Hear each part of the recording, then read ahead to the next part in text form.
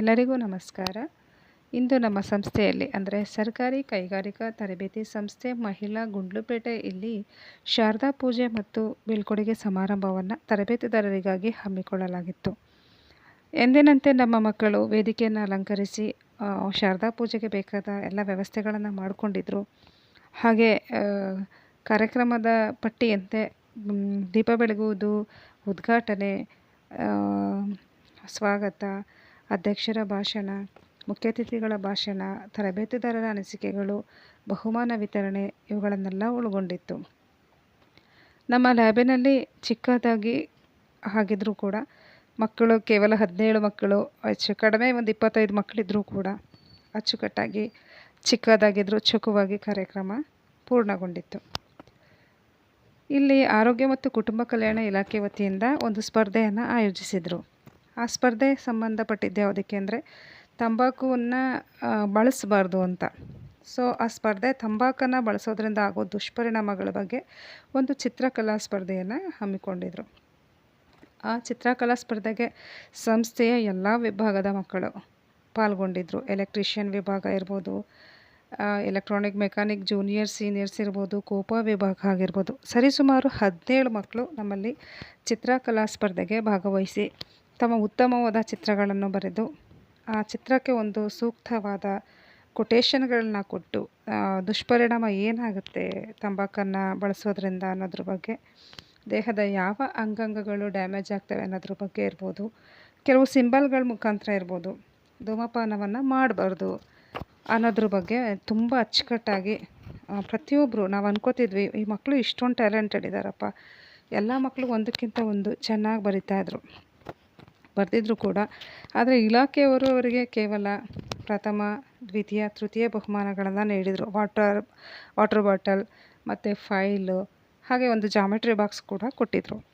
ಆದರೆ ನಮಗನ್ಸಿದ್ದು ನಾವು ಒಂದು ಸರಿ ಹೋಗಿ ಸೆಕ್ಷನಲ್ಲಿ ಕರೆದ ತಕ್ಷಣ ಎಲ್ಲ ಮಕ್ಕಳು ಬಂದು ಡ್ರಾಯಿಂಗ್ ಮಾಡಿದ್ರು. ನಾವು ಕೊಟ್ಟಂಥ ಅಸೆಸರೀಸ್ ತೊಗೊಂಡು ಬರೆದ್ರು, ಒಂದು 1/2 ಅವರಲ್ಲಿ ಬರೆದ್ರು. ಆ ಮಕ್ಕಳು ಟ್ಯಾಲೆಂಟ್ ನೋಡಿ ನಮಗೆ ತುಂಬ ಖುಷಿಯಾಯಿತು. ಏನಪ್ಪ ಹೇಳಿದ ತಕ್ಷಣ ಎಲ್ಲ ಮಕ್ಕಳು ಬಂದ್ರಲ್ಲ ಅಂತ ಒಬ್ರಿಗಿಂತ ಚೆನ್ನಾಗಿ ಇನ್ನೊಬ್ಬರು ಕೊಟೇಶನ್ಸ್ಗಳನ್ನು ಹಾಕಿದರು, ಕಲರ್ಗಳನ್ನು ಫಿಲ್ ಮಾಡಿದರು. ಆಗ ನಾನು ಮತ್ತು ನಮ್ಮ ಇತರೆ ಸಿಬ್ಬಂದಿ ವರ್ಗದವರು ನಾವೇನು ಮಾಡಿದ್ವಪ್ಪ ಅಂತಂದರೆ ಈ ಎಲ್ಲ ಪಾರ್ಟಿಸಿಪೇಟ್ ಮಾಡಿದಂತಹ ಎಲ್ಲ ಮಕ್ಕಳಿಗೂ ಸಹ ಪ್ರೋತ್ಸಾಹ ನೀಡೋದಕ್ಕಾಗಿ ರಂಗನಾಥ್ ಸರ್ ಅವರು, ಮಹೇಶ್ವರಿ ಮೇಡಮ್ರವರು ಮತ್ತು ನಾನು 17 ಜನಕ್ಕೂ ಅಂದರೆ ಪ್ರಥಮ, ದ್ವಿತೀಯ, ತೃತೀಯ ಬಹುಮಾನವನ್ನು ಬಿಟ್ಟು ಇತರರಿಗೆ ನಾವು ಒಂದು ಸಣ್ಣ ಗಿಫ್ಟನ್ನು ಕೊಟ್ವಿ. ಒಂದೊಂದು ಪೆನ್ನು ಎಲ್ಲರಿಗೂ ಕೊಟ್ವಿ. ಅದರಿಂದ ನಮಗೂ ಖುಷಿಯಾಯಿತು. ಮಕ್ಕಳು ಇನ್ನು ಮುಂದೆ ಡ್ರಾಯಿಂಗ್ ಕಾಂಪಿಟೇಷನ್ ಆಗಿರ್ಬೋದು ಅಥವಾ ಬೇರೆ ಯಾವುದೇ ಕಾಂಪಿಟೇಷನ್ಗಳಿಗಾದರೂ ಅವರು ಪಾರ್ಟಿಸಿಪೇಟ್ ಮಾಡೋದಕ್ಕೆ ಒಂದು ಮೋಟಿವೇಶನ್ ಸಿಕ್ಕಿದಂಗೆ ಆಗುತ್ತೆ ಅನ್ನೋದು ನಮ್ಮ ಅಭಿಪ್ರಾಯ ಆಗಿತ್ತು. ಹಾಗೆ ಮಕ್ಕಳು ಕೂಡ ಖುಷಿಯಾಗಿ ಬಹುಮಾನಗಳನ್ನು ಸ್ವೀಕಾರ ಮಾಡಿದ್ರು. ಎಂದಿನಂತೆ ಕಾರ್ಯಕ್ರಮ ತುಂಬ ಅಚ್ಚುಕಟ್ಟಾಗಿ ಬಂತು. ಈಗ ಏನು ಹೇಳಬೇಕು ಮಕ್ಕಳಿಗೆ ಅಂತಂದರೆ, ಓದೋ ಕಾಲದಲ್ಲಿ ಅಚ್ಚುಕಟ್ಟಾಗಿ ಓದ್ಕೊಂಡ್ಬಿಡ್ಬೇಕು.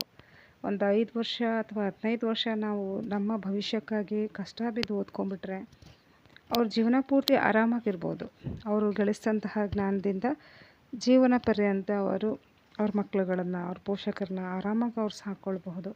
ಅಥವಾ ಯಾರನ್ನು ಸಾಕಲಿಲ್ಲ ಅಂತಂದ್ರೂ ಅವ್ರು ಗಳಿಸಿದಂತಹ ಕೌಶಲ್ಯ ಇರ್ಬೋದು, ಜ್ಞಾನ ಇರಬಹುದು, ಒಂದು ಜೀವನ ಕಲೆ ಇರಬಹುದು, ಮತ್ತು ಜೀವನದ ಅತಿ ಮುಖ್ಯವಾದ ಮೌಲ್ಯಗಳು, ಮಾನವೀಯ ಮೌಲ್ಯಗಳನ್ನು ನಾವು ಹೆಚ್ಚಾಗಿ ಹೇಳ್ಕೊಡ್ತೀವಿ. ಎಸ್ಪೆಷಲಿ ನಾನು ಆ ಮಕ್ಕಳಿಗೆ ಎಷ್ಟೊಂದು ಸರಿ ನಾವು ಅಂದ್ಕೊಳ್ತೀವಿ ಏನೇನೋ ಬರುತ್ತಿಲ್ಲ ಅಂದ್ರೂ ಸಹ ನಾವು ಪರವಾಗಿಲ್ಲ ನಾವು ಹೇಳ್ಕೊಡ್ತೀವಿ ಬನ್ನಿ ಅಂತ ಅವ್ರನ್ನ ಪ್ರವೇಶ ಮಾಡಿಸ್ಕೊಂಡಿರ್ತೀವಿ. ಅದೇ ರೀತಿ ಅವರು 1 ವರ್ಷ ಮುಗಿಯೋವರೆಗೆ ಏನಾದರೂ ನಾವು ಕಳಿಸಿರ್ತೀವಿ ಇಲ್ಲಿಂದ. ಆ ಮಕ್ಕಳು ಸಹ ನಾವು ಹೇಳಿದ್ದನ್ನು ಹಾಗೆ ಗೌರವಯುತವಾಗಿ ಕಲ್ತಿರ್ತಾರೆ. ತುಂಬ ಅದನ್ನು ಜೀವನದಲ್ಲಿ ಅಡಾಪ್ಟ್ ಕೂಡ ಮಾಡ್ಕೊಂಡಿರ್ತಾರೆ. ಓದೋ ಸಮಯದಲ್ಲಿ ಸಮಯ ಕೊಟ್ಟು ಓದ್ಕೊಂಡ್ಬಿಡ್ಬೇಕು. ಹಾಗಿದ್ದಾಗ ಜೀವನದಲ್ಲಿ ಯಶಸ್ಸನ್ನು ಕಾಣೋದಕ್ಕೆ ತುಂಬ ಸರಳವಾದ ಮಾರ್ಗ. ಮತ್ತು ಯಶಸ್ಸು ಕಾಣೋದಕ್ಕೆ ನಾವು ಕಷ್ಟ ಬೀಳಲೇಬೇಕು. ಯಶಸ್ಸು ಸುಮ್ಮನೆ ಸಿಗೋ ಅಂಥದ್ದಲ್ಲ. ಆ ಸಮಯನ ವ್ಯರ್ಥ ಮಾಡ್ದೇ ಆ ಸಮಯಕ್ಕೆ ಸರಿಯಾಗಿ ಏನೇನು ಮಾಡಬೇಕು, ಓದಬೇಕು, ಬರಿಬೇಕು, ಪ್ರಾಕ್ಟೀಸ್ ಮಾಡಬೇಕು, ಇಂಥವನ್ನೆಲ್ಲ ಮಾಡ್ತಾ ಹೋದಾಗ ಮಾತ್ರ ಅವರು ಯಶಸ್ಸನ್ನು ಕಾಣೋದಕ್ಕೆ ಸಾಧ್ಯ. ಹಾಗೆ ಎಲ್ಲರೂ ಸಹ ಎಲ್ಲ ಸಿಬ್ಬಂದಿ ವರ್ಗದವರು ನಾವು ಆಲ್ ದಿ ಬೆಸ್ಟ್ ಹೇಳಿ ಮಕ್ಕಳನ್ನು ಬೀಳ್ಕೊಟ್ವಿ.